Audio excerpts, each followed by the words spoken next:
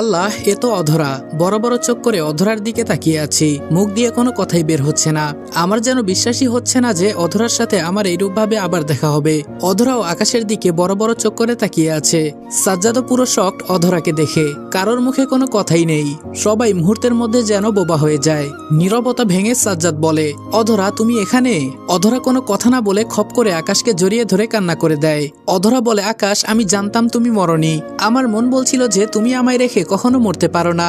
আমি এখনো বোবার মতন দাঁড়িয়ে আছি, চোখ জোড়া যেন এখনো কপালে উঠে আছে। অধরা বলল, আকাশ কি হলো, কথা বলছো না যে? আমি বললাম, দেখুন আপনার মাথা ফেটে রক্ত বের হচ্ছে। আমার মনে হয় কি এখন কথা না বাড়িয়ে আপনাকে ডক্টর দেখানো উচিত। অধরা বলল, না আমি কোথাও যাব না, তুমি আগে আমার সাথে কথা বলো। আমি বললাম, দেখুন আপনার সাথে কথা বলার মতো কোনো টপিকসই বাকি নেই, সো প্লিজ কথা না বলে গাড়িতে উঠুন। এই সাজ্জাদ, উনাকে ধরে গাড়িতে তুল, উনাকে হসপিটালে নিয়ে যাওয়া উচিত। আকাশের কথা শুনে অধরার কান্নার মাত্রা আরো বেড়ে যায়। তার যেন বিশ্বাসই হচ্ছে না যে এটা সেই আকাশ, যে তাকে নিজের জীবনের চাইতেও বেশি ভালোবাসে, আর সে এখন কি রূপ আচরণ করছে। মনে হচ্ছে যেন অধরাকে সে চিনেই না। অধরা আকাশের দিকে মায়াভরা দৃষ্টিতে তাকিয়ে থাকে। আমি বললাম, সাজ্জাদ তাড়াতাড়ি গাড়িতে তুল উনাকে, মাথা থেকে অনেক রক্ত বের হচ্ছে। আমি গাড়ি ড্রাইভ করছি। সাজ্জাদ বলল, ওকে বন্ধু। সাজ্জাদ অধরাকে ধরে গাড়িতে উঠায়। সে আকাশের দিকে এখনো মায়াভরা দৃষ্টিতে তাকিয়ে আছে। আকাশের কোনো খেয়ালই নেই সেই দিকে। একজন ডক্টর এসে অধরাকে চেক আপ করে। ডক্টর বলল, না তেমন কিছুই হয়নি, সামান্য লেগেছে কপালে, ড্রেসিং করে ব্যান্ডেজ করে দিলেই হবে, সেলাইয়েরও প্রয়োজন নেই। আমি বললাম, ডক্টর তাই করুন তাহলে। ডক্টর একজন নার্সকে বলে দিল কিভাবে কি করতে হবে, সে সে রূপটাই করলো। সবশেষে ডক্টর বলল, আপনারা এখন রোগীকে বাসায় নিয়ে যেতে পারবেন। আমি বললাম, আচ্ছা। সাজ্জাদ, উনাকে কষ্ট করে আবারও একটু গাড়ি পর্যন্ত নিয়ে চল, উনাকে উনার বাসায় পৌঁছে দিয়ে আসি। সাজ্জাদ আকাশের কথা মতন আবারও অধরাকে ধরে ধরে গাড়িতে উঠায়। আমি বললাম, ম্যাম কোথায় নামিয়ে দিব আপনাকে বলুন, আপনার বাবার বাড়িতে দিয়ে আসবো? অধরা বলল, না। আমি বললাম, তাহলে কোথায় যাবেন, ঠিকানা বলুন, আমরা আপনাকে নামিয়ে দিয়ে আসছি। অধরা বলল, আমি তোমার সাথেই যাব, তুমি যেখানেই যাবা আমিও সেখানে যাব। আর তুমি আমাকে ম্যাম বলছো কেন? আমি বললাম, দেখুন ফালতু কথা বলে আমাদের সময় নষ্ট করবেন না, কোথায় নামিয়ে দিব সেটা বলুন। আর অপরিচিত মানুষকে এটা বলেই সম্বোধন করি আমি।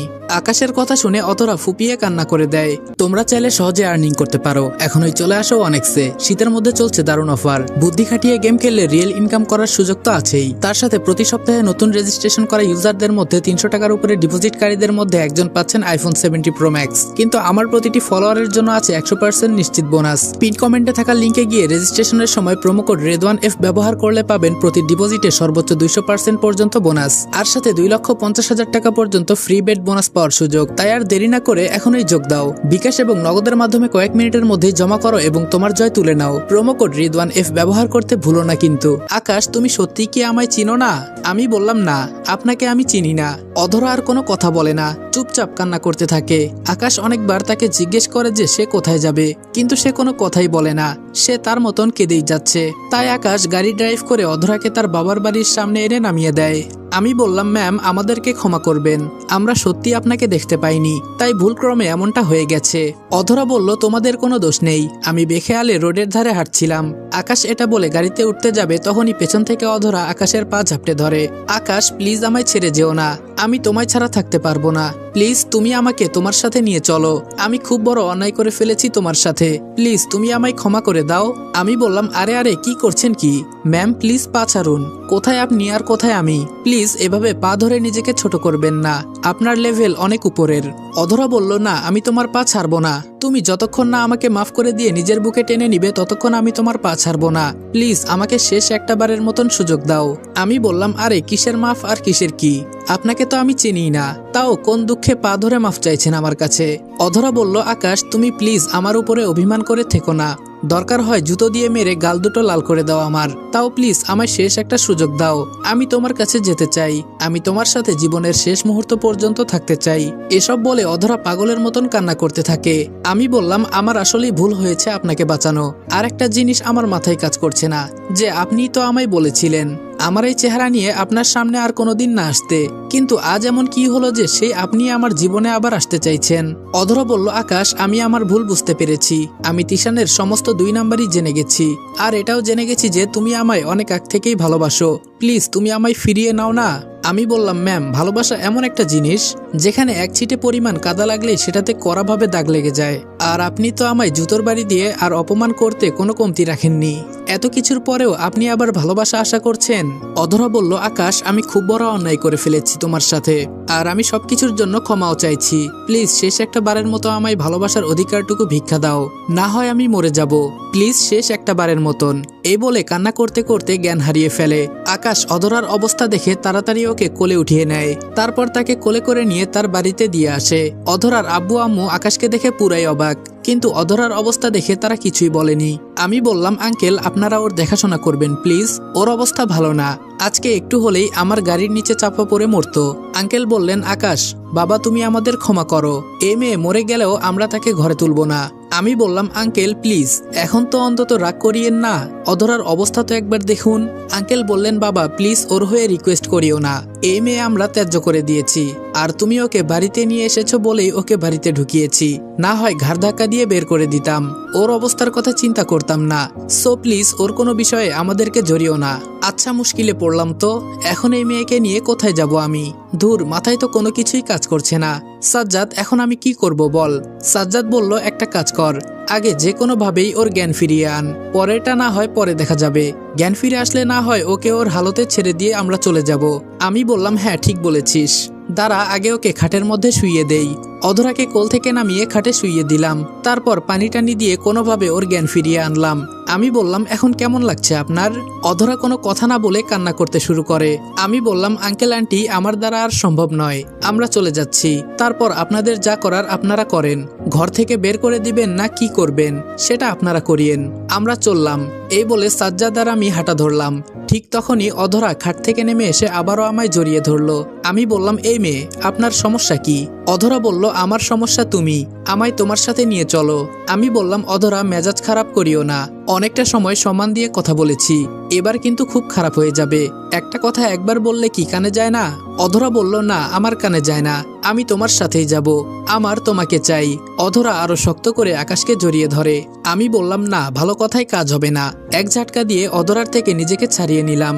শোন, আমি তোর যোগ্য না, সো থাক তুই তোর মতন, আজকের পর আর আমার সামনে আসার চেষ্টা করিস না। এই সাজ্জাদ, চল তো।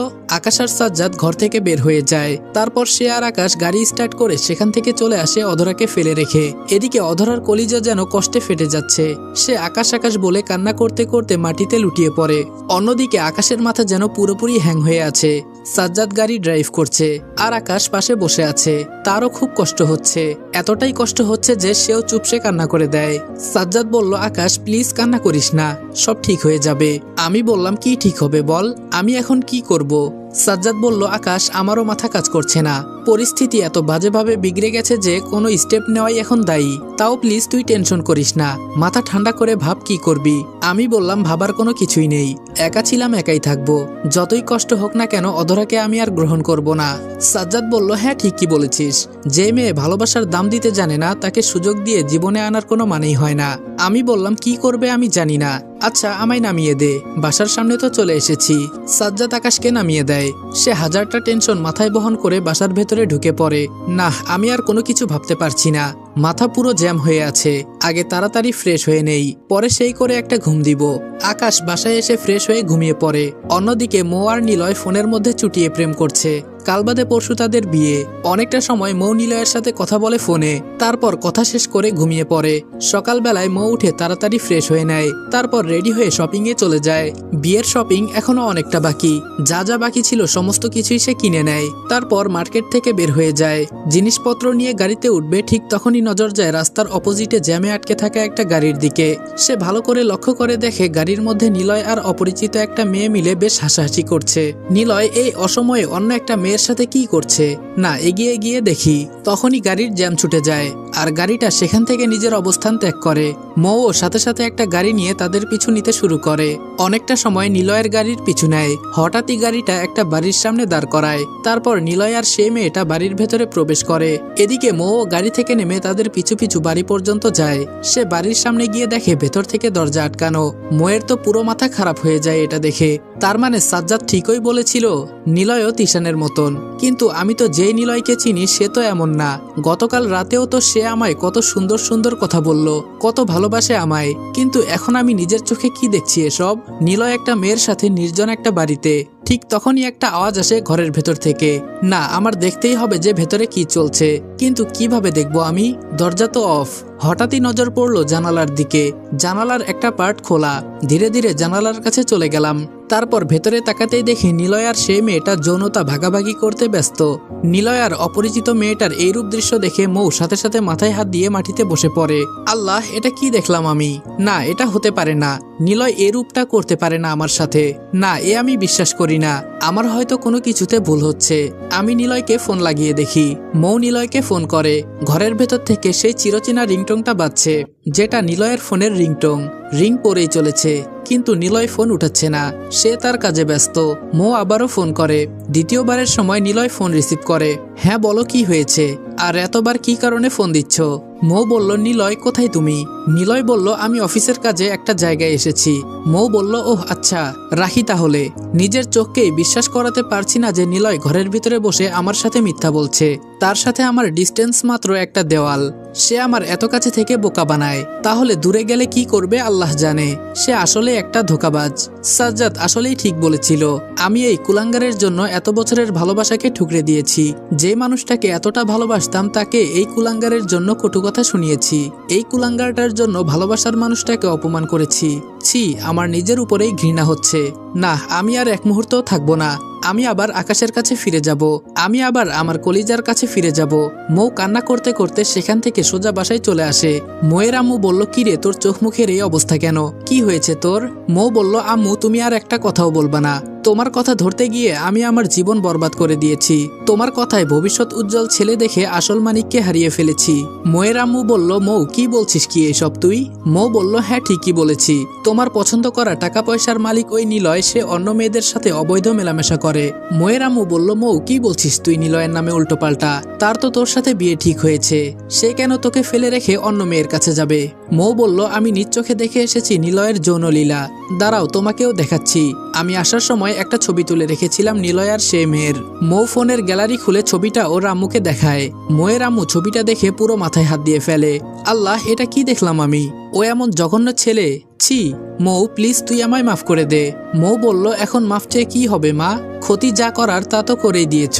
মৌয়ের আম্মু বলল, মা রে বিশ্বাস কর, আমি তোর ভালোর জন্যই ওসব করেছি। তোর ফিউচার যাতে সুন্দর হয় আমি তাই নিলয়কে তোর জন্য দেখেছি। মৌ বলল, হ্যাঁ আমার এমন ভালোই চেয়েছো যে আমার জীবন পুরো বরবাদ করে দিয়েছ। শুধু তোমার জন্য আমি আকাশকে ছেড়ে দিয়েছি, যাকে আমি গত 5 বছর ধরে পাগলের মতন ভালোবাসতাম, যার জীবনীতে গত 5 বছর আমি কোনো অনৈতিক আচরণ দেখিনি। তোমার জন্য আমি ফুলের মতন সেই পবিত্র মানুষটাকে ছেড়ে দিয়েছি। শুধু তোমার জন্যই আমি হাজারটা অপমান করেছি সেই মানুষটাকে, যার কোনো অন্যায় ছিল না। সৎ একটা মানুষকে অসৎ বলে অপমান করেছি আমি। তার যোগ্যতা নিয়ে আমি আঙ্গুল তুলেছি, যেখানে তার যোগ্যতার ধারে কাছেও আমি যেতে পারবো না। মা তুমি সবকিছু শেষ করে দিলে আমার। আমি এখন কি করে মানুষের কাছে মুখ দেখাবো? বিয়ের জন্য কত মানুষকে আমি দাওয়াত দিয়েছি। তার চেয়ে বড় কথা, সাজ্জাদের সামনে আমি কত বড় গলায় বলে এসেছি সে যেন তার অকর্মা বন্ধুটাকে নিয়ে বিয়েতে আসে। এখন সবকিছুই শেষ মা, আমি এখন কার কাছে যাব? মৌয়ের কথা শুনে তার আম্মু পুরো চুপ হয়ে যায়। মৌ বলল, এখন চুপ হয়ে আছো কেন আম্মু? এখন কথা বের হচ্ছে না মুখ দিয়ে? মৌয়ের আম্মু বলল, মৌ আমি তোর হয়ে আকাশের সাথে কথা বলবো। আমি তার কাছে হাত জোর করে ক্ষমা চাইবো, যাতে করে সে তোকে ফিরিয়ে নেয়। তাও প্লিজ তুই একটু শান্ত হ। মৌ বলল, তোমার কি মনে হয় সে আমাকে আবার গ্রহণ করে নিবে? আমাকে সে আর কোনোদিন ভালোবাসবে এতটা অপমান করার পরেও? মৌয়ের আম্মু বলল, আমি জানি না রে মা, কিন্তু আমি ক্ষমা চাইবো। মৌ বলল, সে তুমি যা করার করো, বাট আমি আকাশের কাছে যাব চিরতরে। আর একটা কথা মাথায় রেখো, আকাশ যদি আমায় ফিরিয়ে না নেয় তাহলে তুমি আর কোনোদিন তোমার মেয়ের মুখ দেখতে পাবে না। মৌয়ের আম্মু বলল, প্লিজ এমনটা করিস না মৌ। মৌ বলল, আমি চললাম, তোমার আর কোনো কথা শোনার ইচ্ছে নেই আমার। মৌ ঘর থেকে বের হয়ে যায়। অন্যদিকে আকাশের মাথা এখনো জ্যাম হয়ে আছে। সারা রাত ঘুমানোর পরেও মাথা ক্লিয়ার হয়নি। সে যেন আর নিতে পারছে না এসব প্যারা। অধরা, তোমায় এতটা ভালোবাসার পরেও জুতোর বাড়ি দিয়ে আমায় ফেলে রেখে চলে গেলে। আর আজকে সেই তোমারই আমাকে এত প্রয়োজন। আজ সে আমার মতন বেদামি মানুষটার জন্য তোমার এত কান্না, তোমার এত আকুতি মিনতি। আমি তো তোমায় সত্যিকারের ভালোবেসেছিলাম, কিন্তু তুমি আমায় করেছো অবহেলা আর অপমান। তোমার পেটে অন্যের সন্তান জেনেও তোমায় আপন মনে গ্রহণ করে নিয়েছিলাম, আর তুমি দিলে আমাকে জুতোর বাড়ি। যাক, ভালোই হয়েছে, উচিত শিক্ষা পেয়েছি আমি। এই বেহায়া মন যেন কাউকে ভালোবাসতে না পারে, সেরকম শিক্ষা দিয়ে গেছো তুমি। আজকের পর এই বেহায়া মন দিয়ে কাউকেই ভালোবাসবো না, কাউকেই আপন করব না, নিজেকে নিজেই ভালোবাসবো। না, এখন এসব নিয়ে ভেবে কোনো লাভ নেই, গিয়ে ফ্রেশ হয়ে আসি। যা হওয়ার তা হয়েই গিয়েছে। আকাশ ফ্রেশ হতে চলে যায়। এদিকে মৌ তো পুরো পাগল হয়ে গেছে আকাশের জন্য। সে ঘর থেকে বের হয়ে পড়ে। ঘর থেকে বের হয়ে সাজ্জাদকে ফোন দেয়। সাজ্জাদ বলল, হঠাৎ কি মনে করে আমায় ফোন দিলে? মৌ বলল, তুমি কই আছো সাজ্জাদ? সাজ্জাদ বলল, কেন, আমার বাসায়। মৌ বলল, প্লিজ তাড়াতাড়ি একটু দেখা করা দরকার তোমার সাথে আমার। সাজ্জাদ বলল, কেন, হঠাৎ আমাকে এত কি প্রয়োজন তোমার? মৌ বলল, আমি আকাশের কাছে ফিরে যেতে চাই সাজ্জাদ। সাজ্জাদ কিছুটা হেসে বলল, হঠাৎ এমন কি হলো যে আকাশের কাছে ফিরে যেতে চাও তুমি? মৌ বলল, নিলয়ের অপকর্ম আমি সব জেনে গেছি। আমি ওর মতন জানোয়ারের সাথে কোনোদিনই বিয়ের বন্ধনে আবদ্ধ হব না। সাজ্জাদ বলল, সে তোমার ব্যাপার, কিন্তু আকাশের কাছে ফিরে যেতে হবে কেন তোমার? সে তো ছোট লোক, তোমাকে চালানোর মতন ক্ষমতা বা যোগ্যতা তার নাই, তাও কেন ওর কাছে ফিরে যাবে? মৌ বলল, সাজ্জাদ প্লিজ এভাবে বলো না, আমি আকাশের কাছে ফিরে যেতে চাই। সাজ্জাদ বলল, মৌ একটা কথা মাথায় রেখো, সে কোনো খেলনার পুতুল না, তারও মন আছে। একে একে তোমরা সবাই এসে তার মন নিয়ে খেলা করবে, অবশেষে ছুঁড়ে ফেলে দিবে। এটা কোন ধরনের মজা? মৌ বলল, সাজ্জাদ প্লিজ তোমার কাছে হাত জোড় করছি, তুমি প্লিজ ওর সন্ধান দাও আমাকে। সাজ্জাদ বলল, সরি মৌ, আমি তোমাকে ওর সন্ধান দিতে পারবো না। তোমাদের সময় শেষ, এখন আকাশের সময় শুরু। এখন খেলা দেখানোর সময় তার। তোমাদের মতন মেয়ের কোনো পাত্তা নেই এখন তার কাছে। মৌ বলল, সাজ্জাদ প্লিজ শেষ একটা বার আমাকে সুযোগ দাও, আমি ওর পায়ে ধরে মাফ চেয়ে নিব দরকার হয়। তুমি প্লিজ আমাকে ওর সন্ধান দাও, না হয় প্লিজ ওর কাছে নিয়ে চলো একটু আমায়। সাজ্জাদ বলল, মৌ একবার বললাম তো যে আকাশের সন্ধান আমি দিতে পারবো না। মৌ বলল, তাহলে আমি নিজেকে শেষ করে দেওয়া ছাড়া আর কোনো উপায় নেই। আমি আকাশকে না পেলে নিজের জীবন শেষ করে দিব বলে কান্না করে দেয়। সাজ্জাদ বলল, মৌ প্লিজ শান্ত হও। আচ্ছা, তুমি আমার সাথে দেখা করো অমুক জায়গায়। একটা জায়গার নাম বললাম। মৌ বলল, ওকে, আমি আসছি এখনই। এদিকে আকাশ ফ্রেশ হয়ে বের হয় ওয়াশরুম থেকে। তখনই তার মোবাইলে একটা ফোন আসে। সে ফোনটা হাতে নিয়ে দেখে অধরার বাবা ফোন দিয়েছে। অধরার বাবা বলল, বাবা তুমি কই আছো? তাড়াতাড়ি সিটি হসপিটালে এসো। অধরা সুইসাইড অ্যাটেম্প্ট করেছে, তার অবস্থা বেশি একটা ভালো না, যে কোনো সময় খারাপ কিছু একটা হয়ে যেতে পারে। অধরার বাবার মুখ থেকে এসব শুনে জায়গার মধ্যে স্তব্ধ হয়ে পড়লাম। পুরো দুনিয়া যেন চরকির মতো ঘুরছে। এটা আমি কি শুনলাম? অধরা সুইসাইড অ্যাটেম্প্ট করেছে। বুকের ভেতরে যেন ধুপধুপানি শুরু হয়ে গেল। মুহূর্তের মধ্যেই যেন সবকিছু ভুলে গেলাম আমি। মাথার ভেতরে শুধু একটা জিনিসই কাজ করছে এখন, অধরার যদি কিছু হয় তাহলে হয়তো আমিও মরে যাব। নিজের অজান্তেই কেঁদে দিলাম। সেই জায়গায় বসে অনেকটা সময় কান্না করলাম। অধরার সুইসাইডের নিউজটা যেন আমার পুরো দুনিয়াদারি থমকে দিয়েছে। অনেকটা সময় পর হুঁশ ফিরে এলো। এত সময় যেন নিজের মধ্যে হুঁশই ছিল না। আল্লাহ, অধরা কেমন আছে কে জানে। চটজলদি হসপিটালে যেতে হবে আমার। ফ্লোর থেকে তাড়াতাড়ি করে উঠে মুখের মধ্যে হালকা পানির ছিটে দিয়ে গায়ে শার্ট লাগিয়ে নিলাম। ঘর থেকে বের হওয়ার জন্য দরজা খুলবো, ঠিক তখনই দেখি দরজার সামনে মৌ আর সাজ্জাদ দাঁড়িয়ে আছে।